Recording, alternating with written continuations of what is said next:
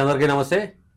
తెలంగాణ రాజకీయాల్లో టీడీపీది చాలా కీలకమైన పాత్ర. ఎందుకంటే 2014 కంటే ముందు టీడీపీకి సంబంధించినటువంటి తెలంగాణలో చాలా మంది ఎమ్మెల్యేలు ఉండేవాళ్ళు. పార్టీ చాలా ఎందుకంటే రెండు రాష్ట్రాలు కలిసి ఉన్న సమయంలో అధికారంలో చాలాసార్లు టీడీపీ పార్టీ ఇక్కడ వ్యవహరించింది. అయితే ప్రస్తుత పరిస్థితుల్లో విభజన జరిగిన 10 సంవత్సరాల తర్వాత కూడా టీడీపీని మాత్రం మరవలేకపోతున్నారు బీఆర్ఎస్ కార్యకర్తలు కానీ, నాయకులు కానీ, లీడర్లు కానీ. ఎందుకంటే గత 2-3 రోజుల కిందట కేసీఆర్ గారు కూడా వాళ్ళ సంబంధించినటువంటి కార్యకర్తల సమావేశంలో ఈ పాయింట్ని ప్రస్తావించడం జరిగింది.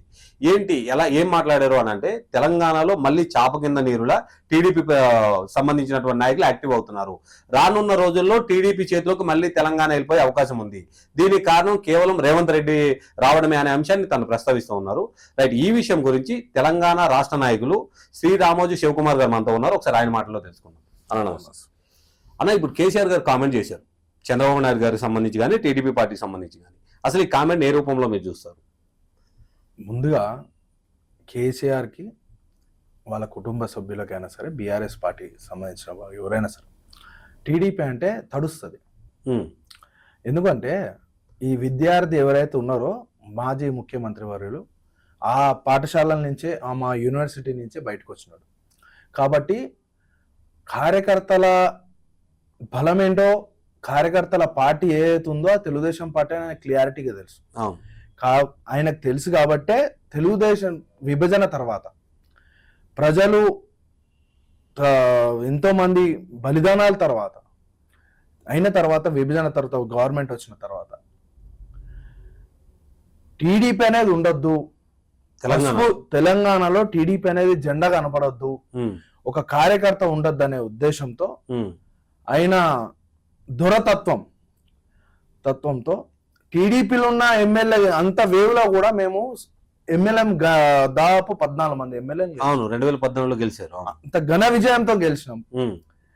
టీఆర్ఎస్ వాళ్ళకి ఒకరిని సొంతంగా ఒక లీడర్ని తయారు చేసుకునే దమ్ము, ధైర్యం వాళ్ళ పార్టీకి లేదు, వాళ్ళ కార్యకర్తలు లేరు.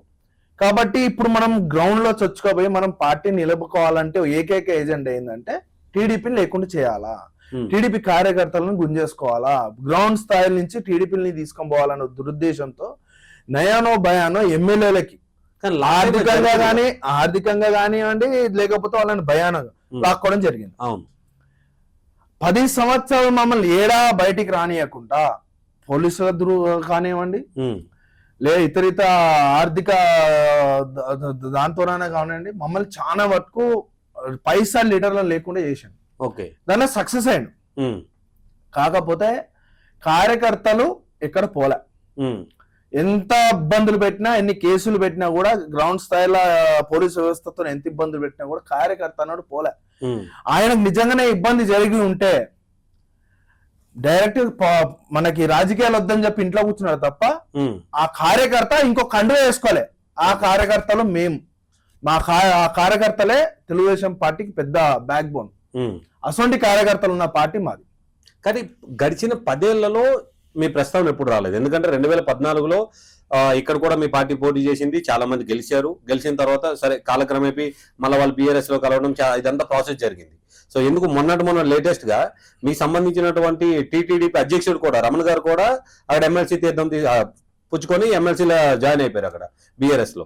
సో ఇలాంటి పరిస్థితి ఉన్నప్పుడు ఇన్ని రోజులు రాని ప్రస్తావన ఇప్పుడు ఎందుకు చేశారు? అంటే ఇప్పుడు అధికారంలో ఉన్న 10 సంవత్సరాల్లో కూడా మా పార్టీ ఇతర రాజకీయ నాయకులకు కానివ్వండి, ఇతర పార్టీలకు ఎట్లా అయిపోయిందంటే, ఎవరైనా XYZ వచ్చి మా పార్టీలో జాయిన్ అయితే అతనికి ఒక ప్రమోషన్ లాగా అయిపోయింది. అతను ఇమ్మీడియట్ గా టీఆర్ఎస్ బీఆర్ఎస్ గుంజుకునేది. అంటే టీడీపీ ఏ మూలా కూడా ఎదగద్దు అనే దురుద్దేశంతో ఎవరు ఒక నాయకుడు వస్తే ఆ నయానో భయానో ఆ నాయకుని గుంజేసుకున్నాడు. అంటే ఒక లీడర్ అనేది ఉండద్దు, ఓ పార్టీ అనేది ఒక ఎందులో యాక్టివ్ ఉండకుండా 10 సంవత్సరాలు తొక్కుపెట్టి పెట్టాడు. ఇప్పుడు ఒక పిల్లైనా సరే ఒక రూమ్ లో బంధించి కొట్టి ఇచ్చేస్తే ఎప్పుడైనా బయటకు బీభత్సంగా బయటకు వస్తుంది. అట్లా 10 సంవత్సరాలు మమ్మల్ని అన్ని విధాలుగా నష్టపరిచాడు. సో తొక్కిపెట్టి ఎంత తొక్కిపెట్టానో అంత తొక్కిపెట్టి. కానీ ప్రేమ, అభిమానం టీడీపీకి ఎక్కడ పోలే. కార్యకర్తలు ఉన్నారు, లీడర్లు ఉన్నారు. తెలుగుదేశం పార్టీ తెలంగాణలో పటిష్టంగా ఉంది. ఆయన కొంతమంది నాయకులను తీసుకోవాలి, కార్యకర్తలను ఇప్పుడు తీసుకున్న దాంట్లో వైఫల్యం చెందింది. ఆయన కార్యకర్తలను తీసుకుని అరే నువ్వు లీడర్లు ఎక్కడికి వస్తారు భయ్య, ఈ లీడర్లు ఎట్లా వస్తారు? కార్యకర్తలు సపోర్ట్ చేస్తారా లీడర్ అవుతావు? నువ్వు లీడర్లను గుంజుకోవడం కార్యకర్తలను గుంజుకోలేదు కదా, నువ్వు కార్యకర్తలను గుంజుకోలేవు, నువ్వు అక్కడ నువ్వు వైఫల్యం చెందినావు నువ్వు. సో ఇప్పుడు ఏమైంది, టీడీపీ పుంజుకుంటుంది. అరే నువ్వు నీ అధికార పార్టీ, నువ్వు ప్రతిపక్ష పార్టీ కదా, నువ్వు అధికార పార్టీతో నువ్వు వాళ్ళ వైఫల్యాలు ఎండగట్టు.